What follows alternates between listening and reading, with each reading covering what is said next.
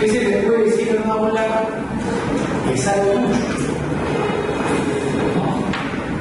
Y recordé una vieja lectura que había hecho de Max Weber, ¿no?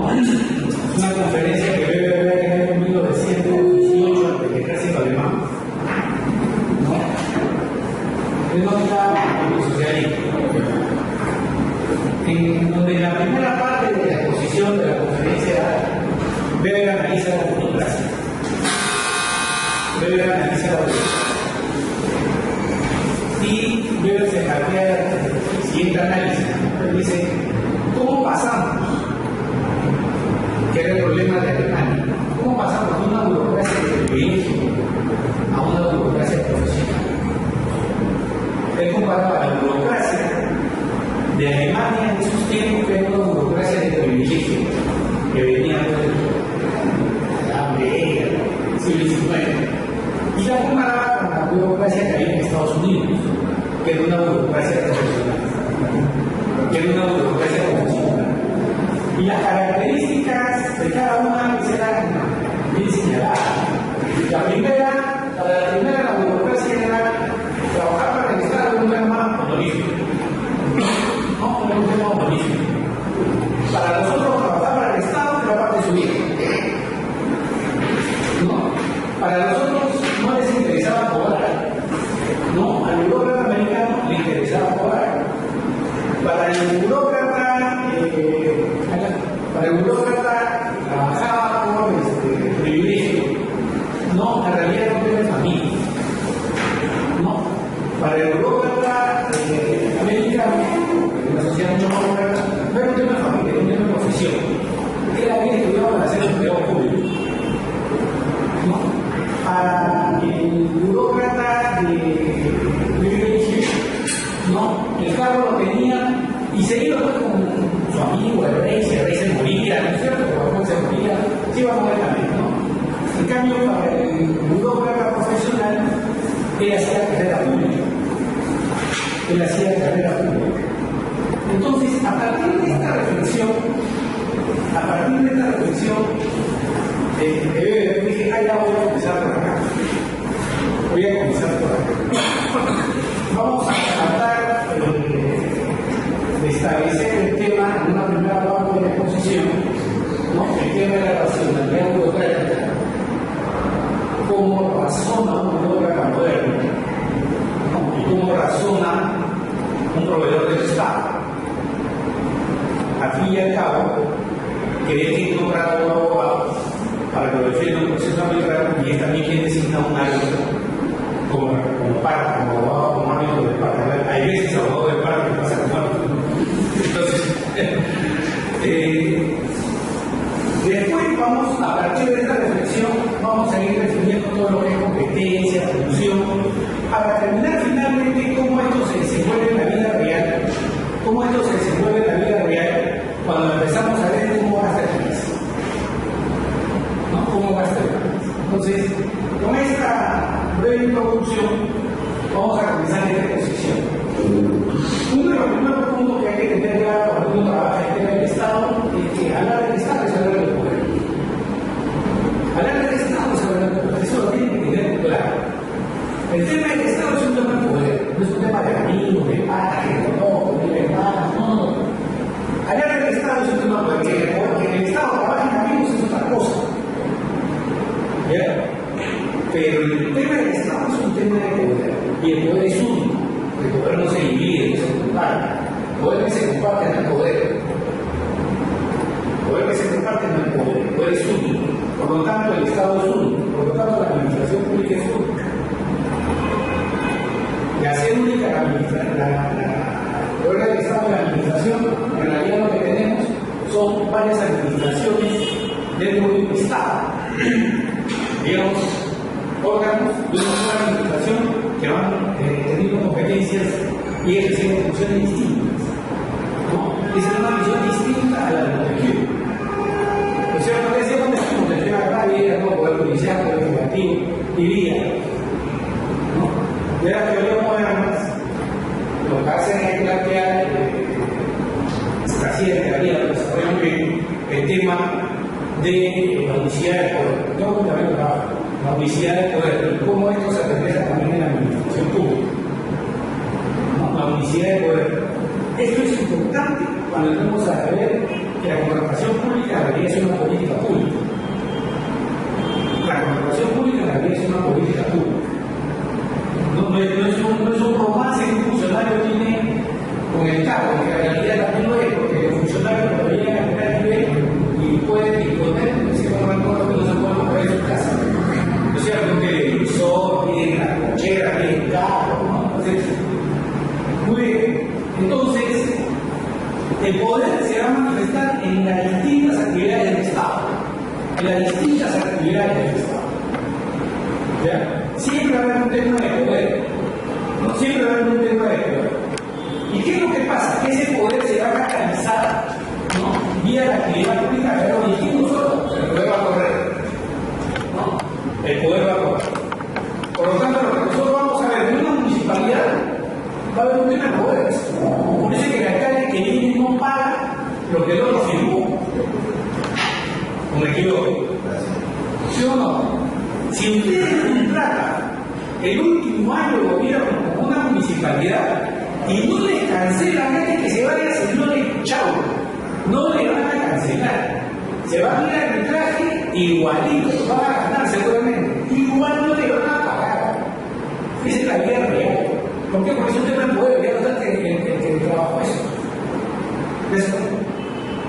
Entonces viene otro con otra lógica, con otra gente, con otra visión, con otra perspectiva, con otros compromisos. ¿Cierto? Entonces, esa que a mí me ha pasado, ¿no? Después de una anécdota. Hace algunos años yo creía en el ocio y creía que podía registrarme como bien como consultor, ¿no? Seguramente varios de ustedes también creen esas cosas. Entonces me registro y me enviaban las ofertas de empleo a mi correo, porque así absolutamente no va a llegar, y un día llega uno. Asesor especialista en contratación del Estado. Me llamó la atención. Muy bien, era una municipalidad en Lima. ¿Ya? Era una municipalidad de Puerto Norte. Por el contrario, no solo yo, nadie con eso. Bien. Para una asesoría, dije, escucha, asesoría, no sé, asesoría externa. Después decía, profesor de Derecho Administrativo. Entonces, ¿qué me conoce? Posgrado, ese soy yo. No, y en ese momento ya las lágrimas empezaban a salir de emoción, ¿no? ¿Por qué? Porque decían posgrado, experiencia en contrataciones, con publicaciones, yo estoy ahí. Y después vi, sí, yo estaba cumpliendo con todo. ¿Qué hay que yo en España? Yo nací en España. Yo caminaba por la avenida España para ir a estudiar la Cristina. Pero yo no estudié en España. Estudié en Zamora. Entonces, fui y le dije, oye, ahí estuve pedido eso, pero ya puse fotos. Le dije, ¿cómo vas a poner una universidad que era y quería el posgrado en Derecho Administrativo en una universidad española? Así es. Entonces dije, ya no tengo fotos, no, yo no tengo fotos. Le decía, muy bien, no se preocupe, doctor, acá estamos para atender nuevas consultas, todas observaciones y bases integrales. Con la esperanza, como buen proveedor del Estado, de lanzo nuevamente voy a ver las bases estaban limpias. ¿Y saben qué decía? Que yo me cogí una observación. Entonces, me la cae igualita. Después se quedó averiguando, una gente pudo conectar a él, y me dijeron que el cargo era para el asesor del alcalde, que le había hecho la campaña. Entonces no me expliqué, dije, esto es como una iglesia, a veces tú, a veces yo, a veces tú, a veces yo. Entonces no hay que explicarse, me quité. Me fui, tranquilito, ¿no? ¿Por qué? Porque efectivamente quien había llegado al cargo tenía todo el derecho de manejar la administración como correspondía, ya él dará cuenta de su autoridad, de su órgano competente. Pero esa vez no me tocó a mí, es un tema de poder. Es un tema de poder. ¿Ok? Entonces, ¿qué es lo que hace el Estado? En realidad, cuando uno entra en el Estado, uno está entrando que el Estado puede tener actividad política, el Estado es el Estado y siempre va a tener actividad política y siempre va a tener una posición privilegiada a donde se mete. ¿Por qué? Porque tiene todo un aparato político. ¿No? Entonces se va a estar desenvolviendo en determinados órganos y eso le va a dar, ¿no? Esta felicidad de poder le va a dar diversas funciones. Entonces el Estado, ¿qué es lo que va a tener? El Estado va a tener una función de policía, va a tener una función de proveedor, de comprador, va a tener una función educativa, va a tener distintas funciones. Va a tener distintas funciones. ¿No? Entonces tenemos un Estado único que se desenvuelve en varios escenarios. El gobierno es la exteriorización. El gobierno es el Estado, es el gobierno. Entonces hay varias formas de Estado y hay varias formas. ¿No? Una cosa es tener, manejarse con un gobierno en época de dictadura que manejarse con un gobierno en época de democracia. ¿No? Una cosa es armar un gobierno con mayoría, otra cosa es armar un gobierno sin mayoría. ¿No? Las relaciones políticas cambian sustancialmente y eso se refleja en todos los planos. En este escenario, en el escenario de la burocracia que les conté hace un rato a partir de la reflexión de Weber, es que se configura lo que se conoce como la racionalidad estatal. Primero, ¿qué es la racionalidad? ¿Qué es la racionalidad? El primer cantante es Descartes. Descartes se dio un librito, un bestseller, incluso el método, por el año 1660.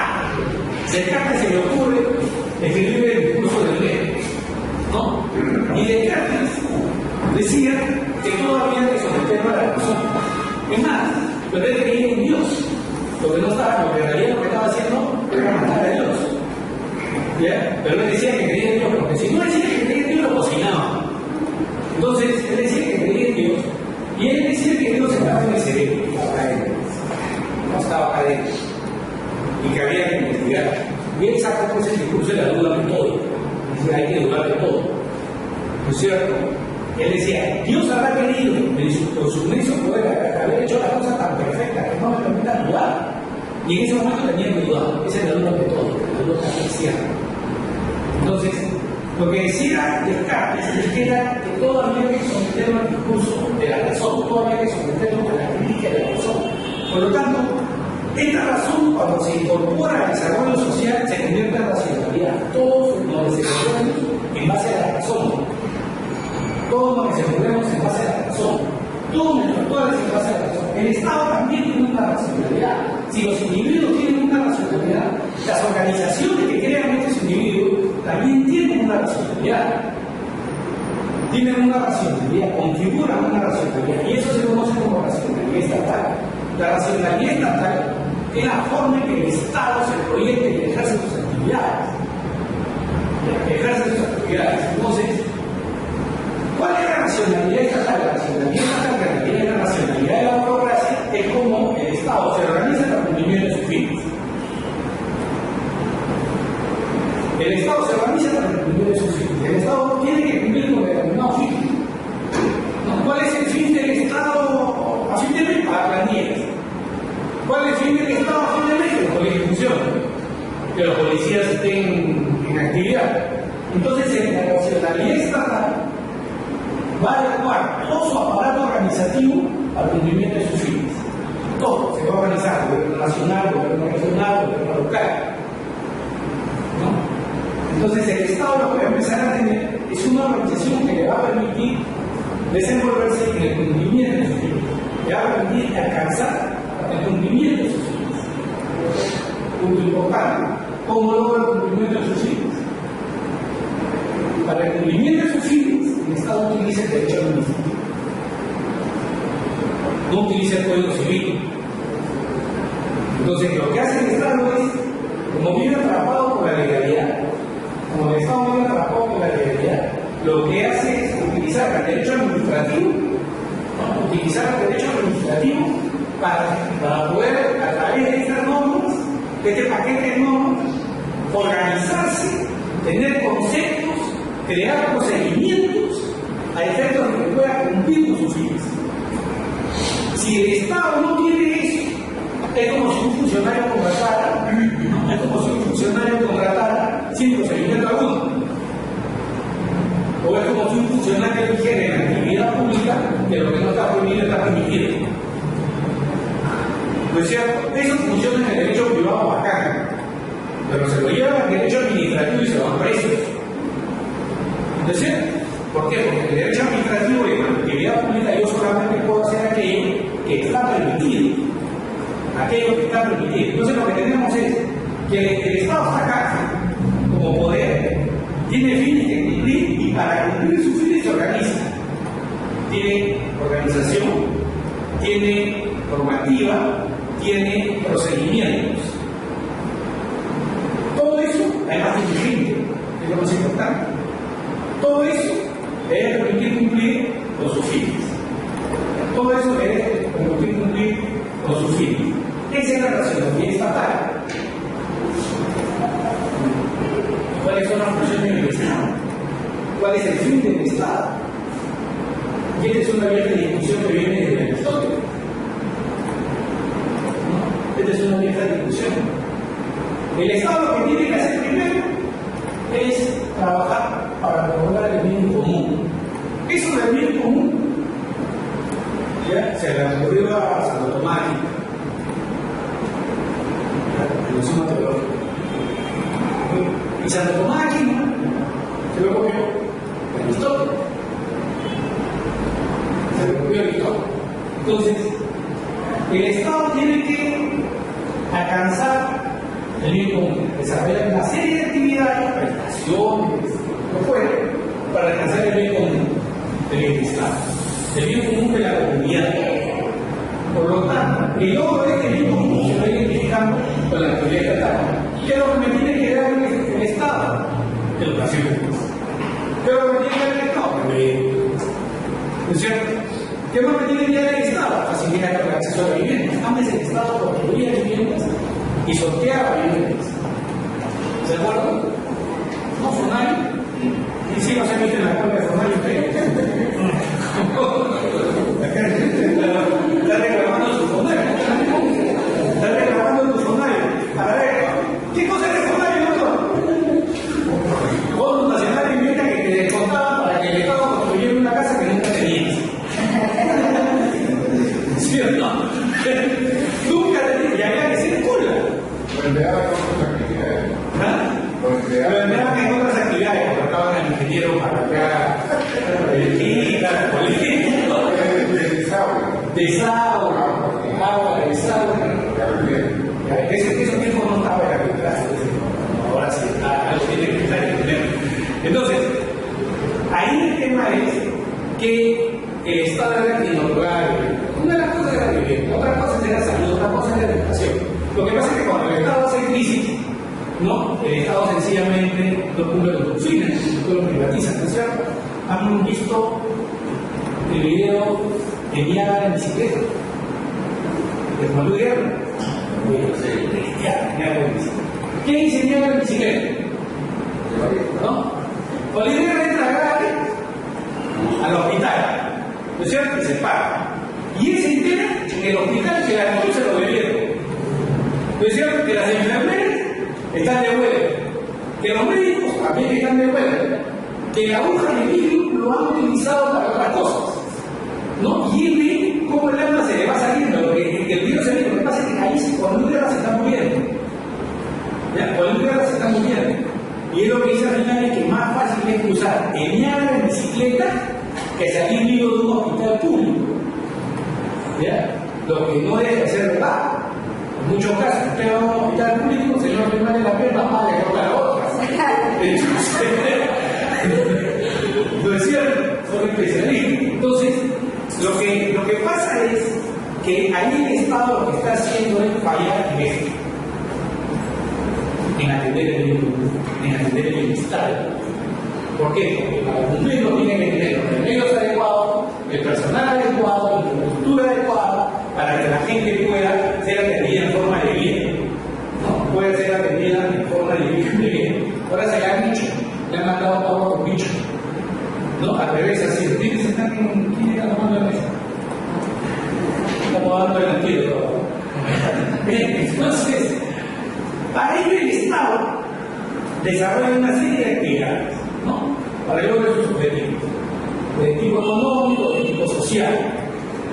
De tipo económico, de tipo social. El Estado se va a preocupar por lograr el bienestar de la gente, de la comunidad política, de la comunidad social, va a tratar de alcanzarlo a través de distintos mecanismos. Y ese es el fin del Estado. Entonces, el Estado tiene una organización, tiene gente que entra a trabajar en su despacho, todos tranquilos, ¿no? Y en el otro lado estamos los administrados. Los administrados que también conocidos como contratistas. ¿No es cierto? Y a este paso también administrados vamos a hacer los árbitros. ¿No es cierto? A este paso también vamos a hacer los árbitros. Muy bien, pero pongámonos en el escenario de las contrataciones públicas, que es el objeto de esta clase, ¿no? Entonces tenemos un Estado que lo que busca es atender el interés general. ¿No? Tenemos un Estado que lo que busca es atender el interés general. Y que para ello tiene una racionalidad. ¿Okay? Por el otro lado viene la otra racionalidad, que es la racionalidad de los administrados. El administrado actúa con una acción racional con arreglo a fin. ¿Qué es una acción racional con arreglo a fin? Igual, de la misma acción de objetivo. Lógicamente, coherentemente. ¿Cuál es el objetivo de ustedes acá? Debemos escuchar clases en la noche, el día de la investigación. Escuchen.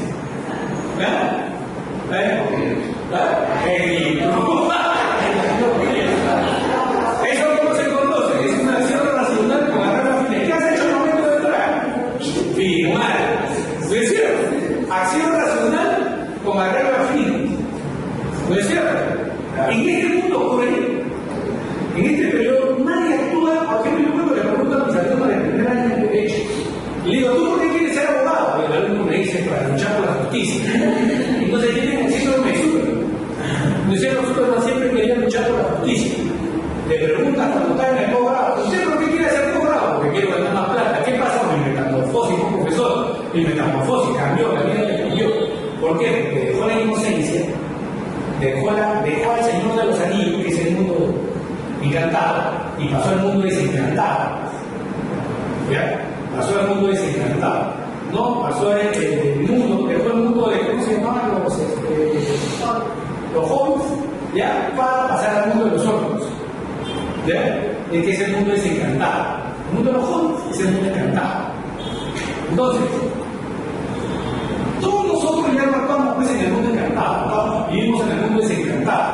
Y el mundo desencantado es cuando promulgan una norma, como la norma de la ley de contratación. No es cierto que la leemos afanosamente, que mucha gente la lee afanosamente, cuando la terminan de leer, ya no están cambiadas. ¿No es cierto? Ya están cambiadas. O hay toda una campaña para cambiar, ¿no? Entonces hay que seguir en eso. Pero además, en acción racional como arreglo a fines, se establece la otra variable de esta articulación jurídica, es decir, está el Estado, está la administración y está el administrado. Es la otra variable. El administrado, ¿cómo va a actuar? Va a actuar pensando en su logro, en su objetivo. Pongamos acá, razonemos por aquí. Ustedes son proveedores del Estado. Correcto. Si ustedes son proveedores del Estado, hacen los zapatos de proveedores del Estado. ¿Cuánto tiempo le dedican a formular su propuesta, ¿no? Y estar atentos a si ganar una buena prueba? ¿Cuánto tiempo le dedican a ese proceso de selección? Depende.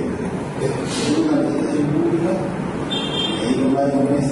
Ya, pero ¿tiene horas de trabajo o no tiene horario de trabajo? O sea, hay que dedicar tiempo. Tiempo. Claro, es decir, cuando un proveedor le quiere vender al Estado algo, para el tema del tiempo no existe. ¿No es cierto? ¿Por qué? Porque está actuando con la regla fines. ¿Ya? Frente a ese proveedor, el Estado, que también quiere cumplir sus fines, tiene gente, la burocracia, ¿no es cierto?, que llega a trabajo con ganas de irse. ¿No es cierto? Llegan, entraron a las 8, ya están viendo el reloj, aquí a las horas 5 o las 4 para arrancar. Correcto. Es decir, frente a una parte que se prepara todo el día para lograr un objetivo, tenemos un Estado que no se prepara todo el día. Son dos racionalidades que se encuentran. En una se está jugando la supervivencia, en la otra se está jugando nada. Nada, porque igualito lo van a pagar. Son los límites del Estado. Son los límites de la administración pública. No, la parte más son cuando no hay carrera política. Entonces, ese por un lado. Y por el otro lado es que el administrado actúa, especialmente en corporaciones públicas, por las expectativas que tiene respecto del otro. ¿Cómo va a actuar el otro? ¿Cómo va a actuar mi competencia? ¿Se va a ir al piso? Va a mejorar su propuesta. Entonces, entra en otro factor, las expectativas. Las expectativas. Y las expectativas se vinculan a la acción racional con la red de fines. Nadie vive sin expectativas en este mundo. Las expectativas es el grado, es el diploma, es la certificación,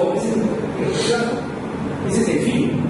Es lograr la inscripción, tener los requisitos, etc. Pero sucede algo interesante, que tanto el Estado como el administrado establecen una relación basada en normas. Por lo tanto, la relación que se establece entre la administración y el administrado es una acción racional basada en normas. Todo el mundo actúa en base a normas. El postor que se presenta a un proceso de selección, el participante que se presenta a un proceso de selección, asume que está dentro de un marco legal y que los funcionarios de la entidad van a cumplir con ese marco legal. El desencuentro del incumplimiento genera los arbitrajes. Además, las apelaciones, las consultas, las observaciones, el proceso de selección. El desencuentro genera esta cosa. Entonces, lo que empezamos a tener es una acción regulada por normas, donde va a involucrar a los postores, contratistas, pero también a los funcionarios de servicio. Por eso la actividad pública es una actividad legal. Esta es la base del principio de legalidad. No, el primer principio en la 27444 comienza. No es casual que la 27444 tiene un procedimiento de 2004, 27, siempre lo pongo. Entonces, no es casual que comience por el principio de legalidad. No es casual. ¿Por qué? Porque el principio de legalidad establece la acción racional basada en normas. Basada en normas, donde uno tiene la expectativa de que el otro va a cumplir con las normas. Entonces, todas las partes involucradas entran con una expectativa generalizada de comportamiento. Entran con una expectativa generalizada de comportamiento. ¿Cuál es la expectativa generalizada de comportamiento? Que todos vamos a cumplir con las normas. Esa es la expectativa generalizada de comportamiento. ¿No? Y esa es la base de la relación jurídica. No es que la norma te impone el comportamiento, sino que la relación que se establece va generando esta acción racional regulada por normas. Y esta acción regulada por normas construye un marco sustantivo, pero también construye un marco procedimental. ¿No? La ley de contrataciones tiene respecto sustantivo, pero es básicamente un procedimiento más de los tantos que tiene la administración pública. Es un procedimiento más de contratación pública. Hay varios. Uno de ellos es la ley de contratación del Estado. Uno es la ley de contratación del Estado. En este caso, la gente aquí hace referencia a normas. Básicamente, todos se mueven en base a normas. Y esto conduce inclusive que cuando el órgano superior de control, el Sistema Nacional de Control, hace auditoría, porque hace control de la legalidad. El Sistema Nacional de Control no hace control de la moralidad, hace control de la legalidad. Entonces, incide en la referencia a normas. Lo que le van a decir cuando le hacen que mandan la guía de auditoría, condición, criterio, causa, efecto, lo que le van a decir es: oiga, usted no cumplió con tal norma. Eso es lo que va a decir. Porque la acción regulada por normas, más que hechos, más que palabras, no es cierto. Lo importante son las normas. Lo importante es la formalidad. El derecho administrativo es esencialmente formal. Esencialmente formal. Esto ya lo dijo el filósofo peruano José Portillo Campos. No sé si han escuchado hablar de él. Cuando el filósofo peruano José Portillo Campos se lo estaban llevando preso ¿No es cierto? ¿Qué dijo? Papelito man. Papelito man. ¿No es cierto? Esa palabra desarraba todo.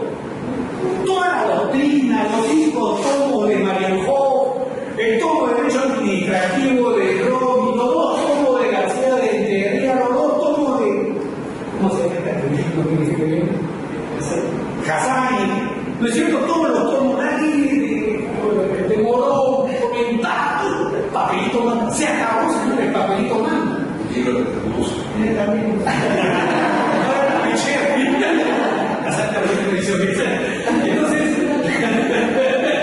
Entonces se resumió todo papelito. ¿Qué nos están diciendo? El carácter formal y procedimental de la administración y el carácter legal de la administración. La acción regulada por norma se volvió un beberiano. Descartes le quedó chico, ¿no es cierto? Casi tiene el mismo nivel de otro filósofo puertorriqueño, famoso también, Frankie Ruiz. Hay un montón de cómo lo hacen, hay un montón de filósofos. Está Rubén Blades, todos pensando en frases célebres. Entonces, ¿qué es lo que tenemos? La acción regulada por normas encierra todo el desenvolvimiento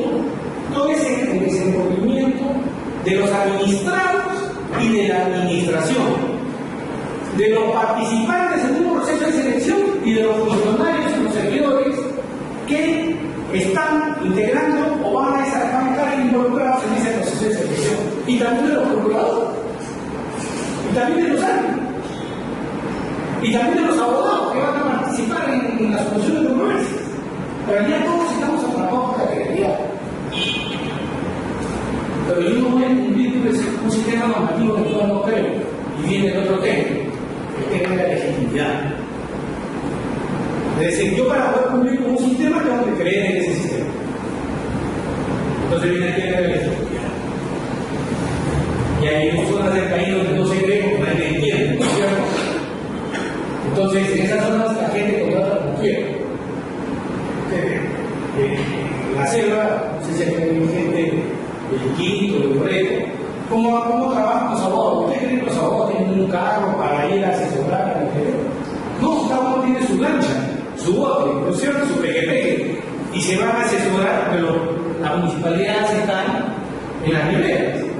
Están en las riberas. ¿Ustedes creen que ahí tienen un problema con el problema? Simplemente poco caso de eso. ¿Por qué? Porque es un poco complicado a esa distancia, ¿no es cierto? De ahora una hora dentro de equipos, pero dice que vas a poder aplicar una ley con tanta lógica como esta. Hay que tener legitimidad. Muy bien, y este es el escenario en que nos encontramos, que se encuentra la administración del administrado. Un tema de legalidad, un tema de filosofía, un tema de política, un tema de historia, un tema de racionalidad. Ese es el escenario que se encuentra. Entonces, por un lado está el Estado, por otro lado están los postores, están los participantes, están los contratistas, ¿no? Y cada uno va a desenvolverse en ese mundo que viene el otro tema en base a una situación de interés. Si ustedes ven un proceso de selección, es un conflicto de intereses, no por el proceso, digamos, conflicto de intereses en el sentido de que cada uno va con su propio interés, cada uno va con su propio tiempo, ¿no? ¿Y qué es lo que están buscando los rivales en el proceso de selección? Eliminar al otro. Por eso es que cuando termina el proceso de selección, copia el expediente. ¿No es cierto? Copia el expediente, la doctora sabe, copia el expediente. ¿Por qué le piden copia el expediente? Para bajarte al muro, no para revisar. Pero el objetivo no, el medio es revisar. ¿No es cierto? El objetivo no es bajarte al otro. Bajarte, ese es así. ¿No es cierto? Entonces, esos son los intereses. Son los intereses. Y cada uno de ellos va a actuar con su propia racionalidad estratégica. Es decir, cuando yo actúo con racionalidad estratégica, cuando tengo como objetivo un fin, pero lo hago teniendo en consideración los intereses de todos. Tomo una decisión teniendo en cuenta el resto, cómo va a actuar el resto, previendo cómo va a actuar el resto, esa es la seguridad estratégica. ¿No? Pero hay un tema más. Frente a la si ese conflicto al interior de los postores, ¿ya? Este es el conflicto al interior de los postores. Cuando el postor se presenta frente a la entidad, si la entidad lo hace con una racionalidad estratégica o un uso imperio, ¿ya?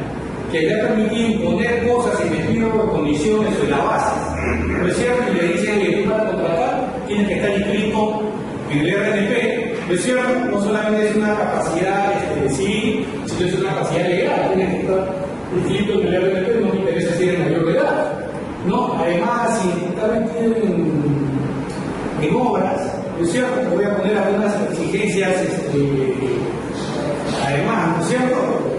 Cuando se greban, cuando se carga con los equipos, el Estado empieza a poner condiciones, ¿no? El Estado empieza a poner condiciones.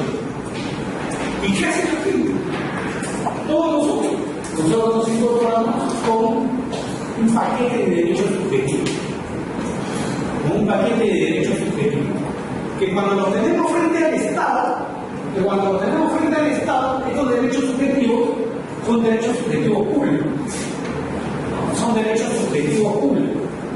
Este derecho subjetivo público a mí me va a permitir decirle a la administración: mira, tengo mi RNP, me inscribes.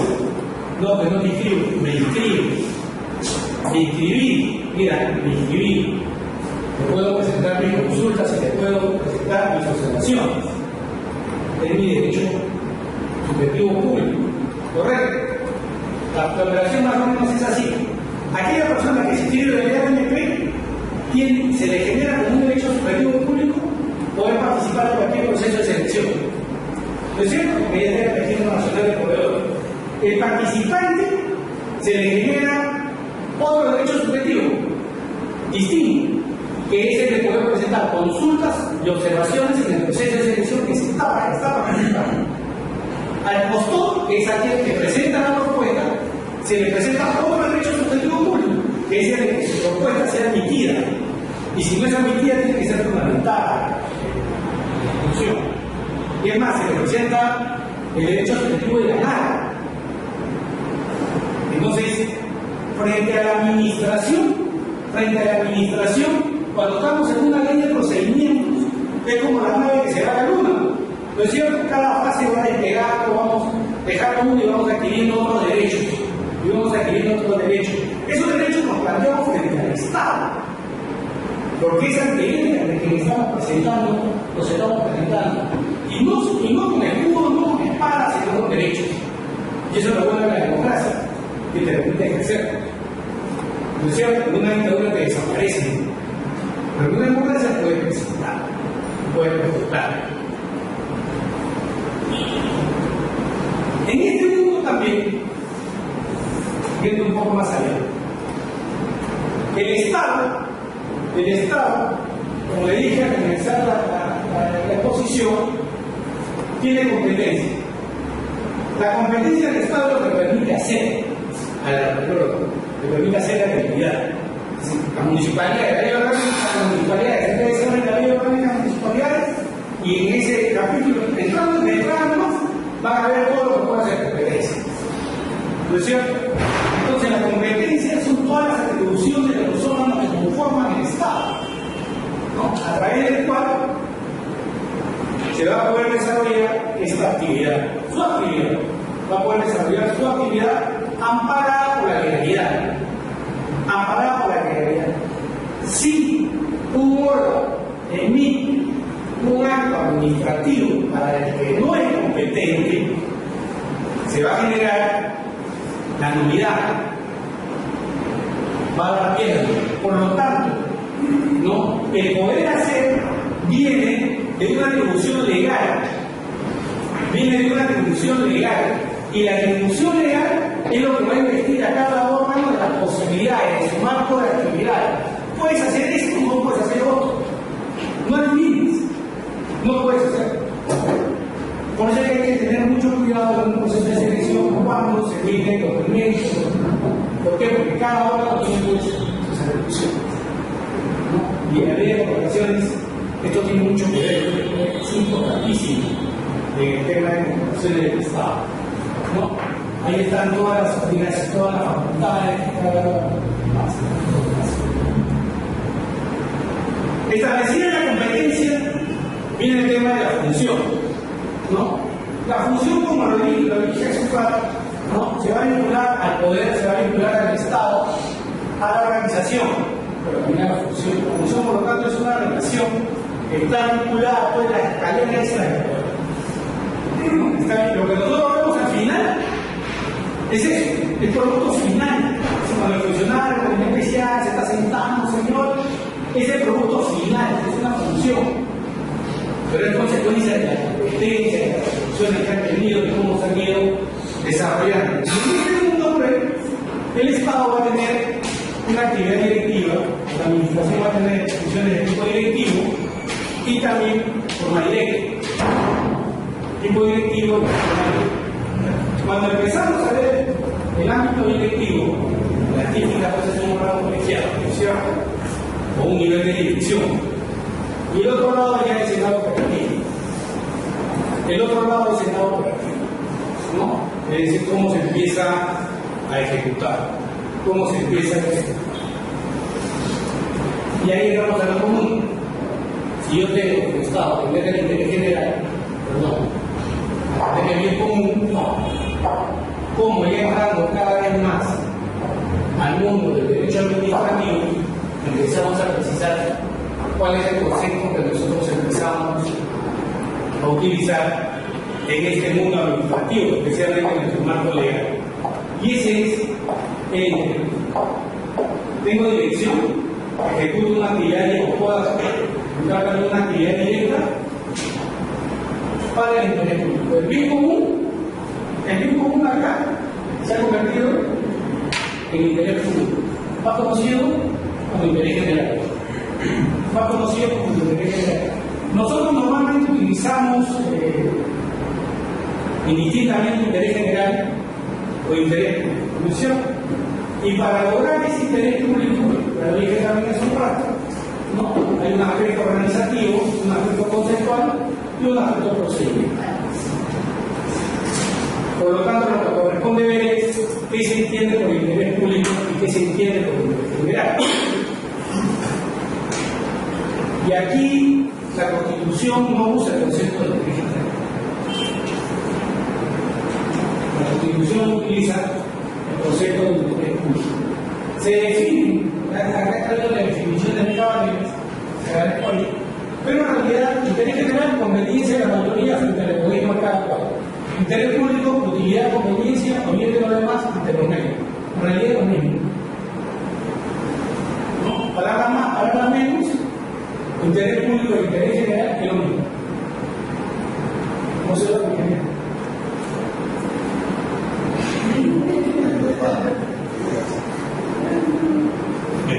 Usted está grabando porque puede escuchar. Oye, entonces, interés general es eso que interés público naturaleza. ¿Ok? Entonces son conceptos similares. ¿Ya? Son conceptos similares. Un diccionario bastante usado, ¿no es cierto? Y la tela también. Muy bien. Tenemos estos dos conceptos. Y la Constitución Política en los artículos 60, 97 y 125 utiliza interés público. El concepto que utiliza la Constitución es muy Nosotros normalmente utilizamos el concepto de interés general, pero no se da problema, se manejan indistintamente. Siempre hay una precisión. El Tribunal Constitucional en esta acción de amparo trabajó lo que es el concepto de lo define como un concepto jurídico y determinado. ¿Qué significa que sea un concepto jurídico y determinado? Puede tener un exceso, varias definiciones, pero además puede tener un concepto político. Yo puedo trabajar en el nivel público de un concepto político. Si yo puedo utilizar a toda la teoría contractualista y a partir de ahí desarrollar el concepto de interés público, o puedo utilizar a toda la teoría hegeliana a partir de trabajar con él también el concepto de interés público, y van a ser distintos. Porque mientras para uno, para la teoría contractualista, el interés público va a ser el bienestar de todos, porque se supone que en el pacto se configura el Estado moderno. Para una visión hegeliana es que el Estado te va a imponer y todos viven para el Estado. El Estado de primero, el Estado segundo, el Estado tercero. Entonces, depende en qué tipo de Estado estés. ¿No? Depende de qué tipo de Estado estés y tu perspectiva del interés público, políticamente hablando, va a cambiar. Va a cambiar. Si tú estás en un Estado de la década de 50, va a cambiar. Si vas a estar en el Estado de Velasco, va a cambiar. Va a cambiar. El interés público no va a ser individualidad, el interés público va a ser el Estado. Y ahí van a escribir el concepto de la razón de Estado. Van a escribir el concepto de la razón de Estado, que es el que va a estar fuerte. Pero si tú estás en una economía y mercado, el interés público va a ser el bienestar de cada uno. ¿Por qué? Porque la sumatoria de bienestares individuales hace el bienestar general. ¿No estás convenciendo? No, es interesante. Lo que pasa es que el tema de interés público pareciera ser un poco, un asunto determinado. Determinado porque depende de dónde lo ves, de dónde lo enfocas. Y al final, en un tipo de Estado, el interés público va a ser definido de una manera. En otro tipo de Estado, el interés público va a ser definido de otra forma. La pregunta es, ¿hasta dónde el Estado puede decir que algo sustentar una división entre el interés público y el mercado? Creo que con lo que se choca el interés público es con los derechos fundamentales. Claro. En la medida en que, claro, los derechos fundamentales son conceptualizados de manera distinta a la medida que tiene cada Estado. Lo que pasa es que estos derechos fundamentales, como tú los tienes a nivel superior del Estado, cuando son los fondos internacionales, ahí comienzan a chocar. Sí, pero el tema es que siempre, por eso, yo sé que hay una legislación supranacional que puede haber colisión con los derechos fundamentales, pero te aseguro que a quienes tienen el poder poco les interesa. Poco les interesa. No, este es un viejo debate, ¿no? Y es un viejo conflicto que viene del nacimiento. Mientras hay más Estado, hay menos libertad, y mientras hay más libertad, hay menos Estado. ¿No es cierto? Esa vieja contradicción que hasta ahora está presente y que va a estar de largo. Entonces, si tenemos un Estado interventor, el interés público va a ser distinto. ¿Correcto? Si empezamos a tener un Estado que empieza a ganar más presencia, ¿ya? Cada vez más presencia, el interés público va a ser distinto. Por lo tanto, los árbitros se van a convertir en superhéroes. Si tú empiezas a tener un Estado que empieza a retroceder para darle mayor preponderancia al mercado, entonces la actividad privada del individuo va a tener más presencia y más vigencia frente al Estado. Por lo tanto, el árbitro va a tener más libertad. Ese gran tema que hemos estado viendo en todas estas sesiones, ¿no es cierto? De una u otra forma lo hemos venido reiterando y que es una preocupación constante, ¿no? De qué forma terminamos nosotros siendo atrapados por la participación pública cuando seguramente a muchos de nosotros no nos interesa ser funcionario público, ¿no? Sin embargo, por la actividad te van a meter. Entonces, depende de la visión.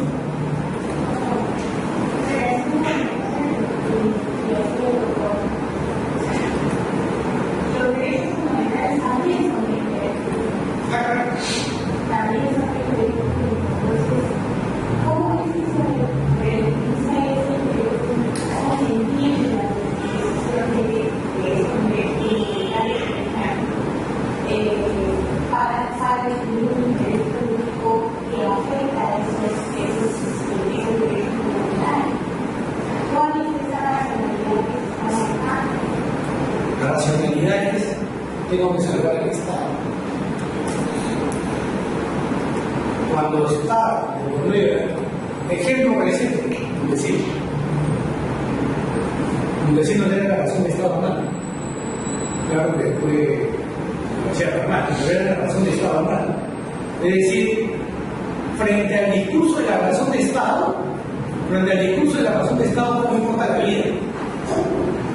Porque lo que tiene que saber es el Estado. El discurso es más o menos así. Para explicarlo un poco. La Revolución Francesa se construye sobre la base del discurso de John Locke, Montesquieu, todos los enciclopedistas, que eran básicamente individualistas y egoístas. Es el discurso del egoísmo y del individualismo. Por Stuart Mill. Entonces, ¿qué es lo que dicen ellos? Que el individuo crea el Estado. Por lo tanto, el individuo tiene intereses superiores y anteriores al Estado. ¿Ya? Lo dije creo las anteriores, ¿no? El tema es que cuando se produce la Revolución Francesa genera a Napoleón. ¿Ya? Lo produce Napoleón. Y Napoleón invade Alemania. Y Alemania, que no se hace en aquellos tiempos, son un conjunto de pequeños reinos. Un reino, ¿no? Que se había desintegrado luego de, no sabía cómo unificar luego de la caída del Sacro Imperio Romano Germánico. ¿Ya? Entonces se desintegró, pero era un conjunto de reinos. Entonces, cuando se termina la invasión francesa, los franceses son derrotados, viene el tema de la reconstrucción y aparecen dos personajes que van a despegar: Bismarck y Hegel.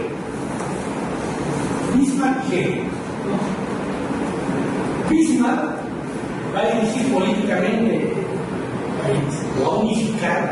Alemania es uno de los últimos, Alemania se unifica casi al último, el último es Italia. ¿Ya? Entonces, trabaja en unificación, pero Hegel construye un discurso. ¿No? Hegel construye un discurso basado en dos pilares: dialéctica, que la traía de Heráclito de Éfeso, dialéctica, Estado-nación. Y decía, no existe en antecedente de la humanidad un contrato social.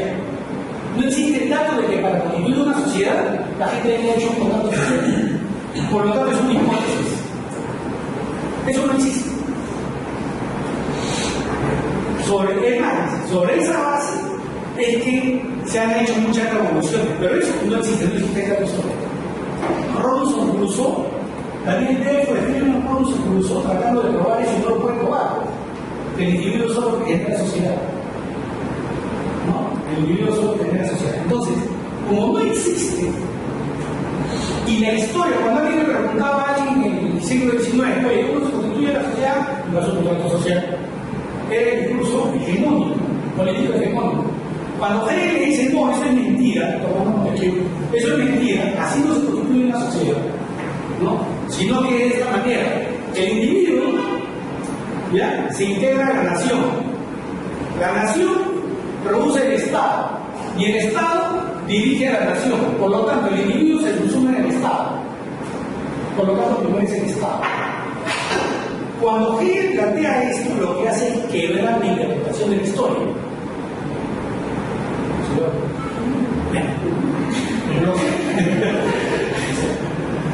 Lo que hace es que me rompo entonces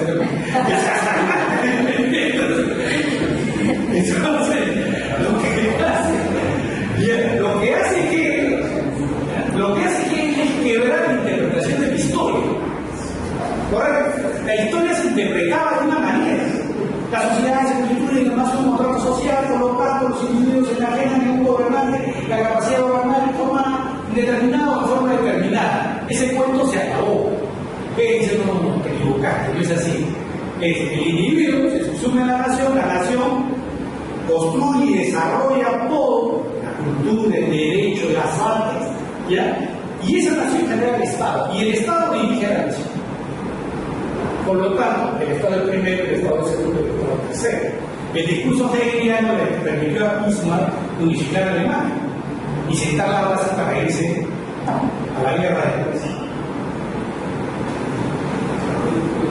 Un poco que el problema también es ver al Estado como un fin y no como derechos medios. En realidad los fines son otros. Totalmente de acuerdo. Entonces, esa concepción del Estado todopoderoso proviene justamente de pensar que el Estado es un fin, y no es un fin, es un medio, es una herramienta para lograr el bienestar de la gente. No, ya. Pero eso fue lo que dice yo no. ¿A Hegel no iba a aceptar eso? ¿Ya? Hegel no iba a aceptar eso. Ustedes saben que Hegel fue asesor de tesis de Marx. Hegel escribió filosofía del derecho y Marx escribió crítica de la filosofía del derecho que se encontró con la mano en sus zapatos. Entonces, esas son las dos misiones. Entonces, ¿cómo corre el interés general de estas dos misiones? Totalmente distinto. Porque para uno el interés general va a ser la existencia del Estado y para el otro el interés general va a ser la atención de las necesidades del individuo, libertad, propiedad. ¿No es cierto? Pero son dos misiones distintas. ¿En qué misión estamos? La Constitución está dando un discurso contractualista, ¿ya? Pero el 12 nos está dando el discurso hegeliano. ¿Ya? ¿Cómo me ven? ¿Ya? La cosa hay que explicar. No tiene su explicación. Y esta última modificatoria que tiene relación de la lista. Esa es lo que me acabo de decir. ¿Se quiere incorporar como funcionario público? No, pero a nivel de interés público y a nivel de interés económico, ¿qué relación hay? Lo dije hace un momento, es el tema en que el Estado está dando más presencia en la comunicación del Estado, un Estado replegado. Era como una paz. ¿Ah? Había dos partes. Es que había muestra el Estado como privado. ¿Ya? Entonces, ¿qué es lo que hace el Estado? Se lo toca el Estado. ¿Entiendes? Privilegio de la... ¿Cómo se podría explicar esa distinción entre la Carta Magna Fundamental que establece, así como se señala, una organización estatal a través de una autonomista y que no se tenga otra práctica? ¿Cómo es que eso se puede analizar? Ejemplo.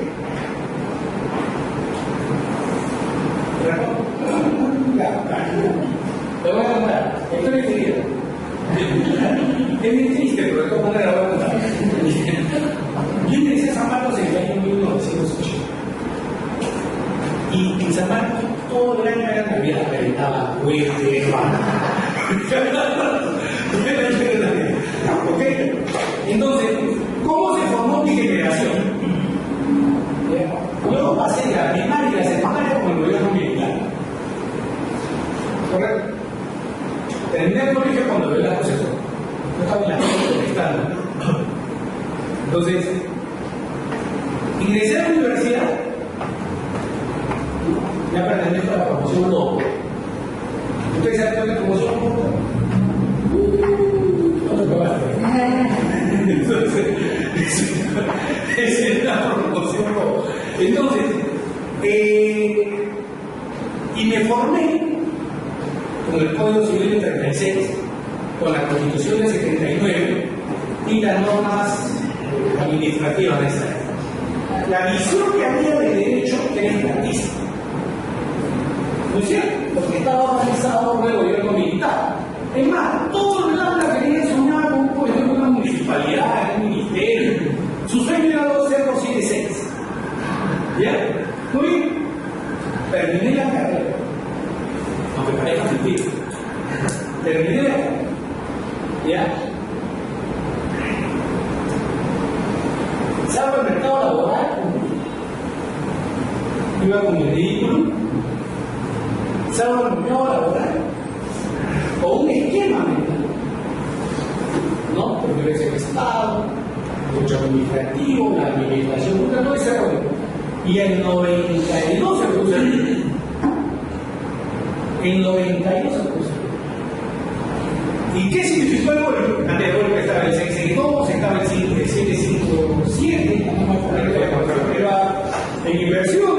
después vino la Constitución del 93, después empezaron a cambiar todo, había Rúa, había Burco, no sé, todo eso empezó a cambiar, y después me empezaron a hablar de economía y mercado, sábate si puedes, parita, ya no hay trabajo estable, no, todo ha cambiado el rollo.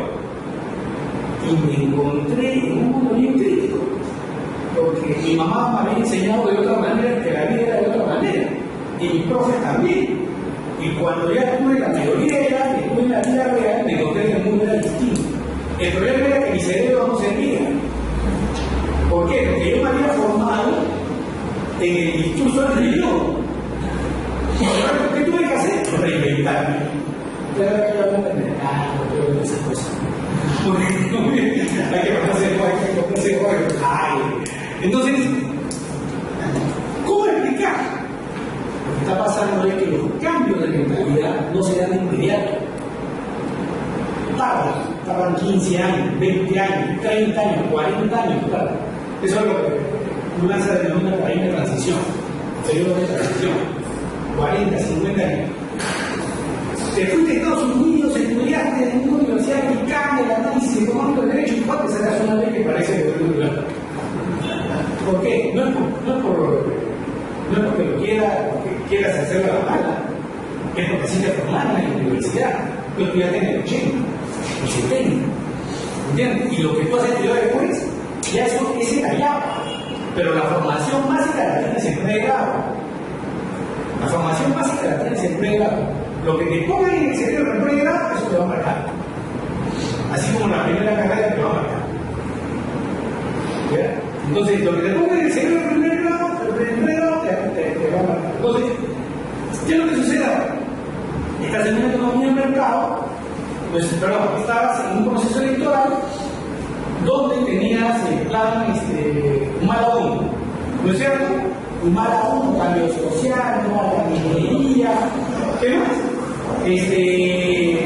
Transformación social, la gran promesa. ¿Y qué le hicieron? Hoja de ruta. ¿Qué es hoja de ruta? Libre. ¿Quién había connotaciones en este momento? Libre. Entre el mayor presencia del Estado, más encima algunas cosas se lo dio anterior. Bastante cosas que tienen que ver. Pero hay una cuestión sustancial, como el tema de los hábitos que hay más mucha preocupación, ¿no? Donde el Estado va a dar mayor presencia. ¿No? El primer grado, curiosamente, cuando se ha hecho la modificación, no es por el tema de los hábitos, sino por el tema de capacidad libre de contratación. ¿No? Ahí saltó el Diego. Cuando me preguntaron, yo digo, el Estado tiene que tener presencia, no es posible que alguien venga acá y se la lleve fácil. ¿Quiere que alguna garantía en algún banco? No, a mí me parece bien. ¿Y quiénes saltaron? Los grandes estudios. Los grandes estudios. ¿Por qué? Porque era un tema de gran capital. Entonces, ¿qué es lo que hace el Estado? Ahí gana presencia, pero ahí mismo la mitad de la película, después nos tocó a nosotros, ¿no? O sea, parecía Roberto Fuerte, ¿no es cierto? Primero fueron los comunistas. No, que se llegan los comunistas, y nosotros no sé, que se lo llevaron a ellos, ¿no? Claro, así es, nos tocó a nosotros. Y seguramente si hay una modificación, no va a ser para ser más liberal. Depende de cómo esté el entorno. Hay todavía pues una suerte de arroz con mango, ¿no? Ahí mezclado, un sanduchero raro, ¿no? Pero eso tiene que irse definiendo. Entonces, puede ser que estemos en una transición. Pues, no sé, pero por eso explica. ¿Ok?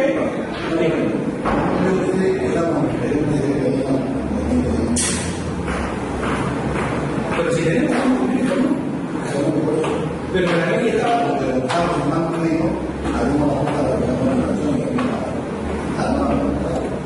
No, porque curiosamente esta norma es la primera que incorpora ampliamente el tema de los PLCs. La otra lo mencionaba. No solamente tenemos PLC, tenemos en contratación del Estado. Tenemos en contratación del Estado, en Estados Unidos y en la pública nada. El resto no tiene contratación pública. Tenemos PLC, pero no todos los PLC tienen capítulo de contratación pública. ¿Ya? Con Panamá no tenemos, con Chile tampoco tenemos capítulo de contratación pública. Tenemos PLC. Hay que distinguir, no todos los PLCs tienen capítulo de contratación pública. No, yo creo que al contrario, la economía se sigue liberalizando. El tema es que ha habido pues un intento y que se está plasmando en algunas áreas. Una de esas es esta. ¿Saben cuántas plata se mueve con la razón del Estado? 45.000 millones. 45.000 millones. Es un montón. Muy bien, entonces, ese es el aspecto político, ¿verdad? ¿Está claro por el culo? Sí. El otro aspecto vinculado a este principio del interés público, bueno, tiene que ver con el aspecto político, ¿no es cierto? Ahí sí ya nos abogamos de refinado, a tener el interés general, ¿no es cierto? Ya los abogados ya no ponemos términos para hablar. Pero aquí es donde tira piedra, ¿no es cierto? En el ámbito político, porque en el ámbito político es donde está jugando el poder. Es donde está jugando el poder. Al final, lo jurídico va a ser la prohibición de lo político, así como la administración pública es la prohibición de lo político. No puedes entender la administración pública sin lo político. Entonces, el interés público se presenta como según la resolución del tribunal, como establece un equivalente al interés general.